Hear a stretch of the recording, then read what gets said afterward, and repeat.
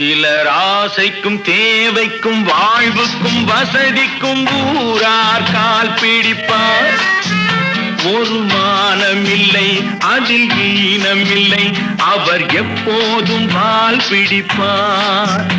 எதிர்காலம் வரும் என் கடமை வரும், இந்த கூட்டத்தின் ஆட்டத்தை ஒழிப்பேன். பொது நீதியிலே புது பாதையிலே வரும் நல்லோர் முகத்திலே விழிப்பேன். வரும் நல்லோர் முகத்திலே விழிப்பேன். நான்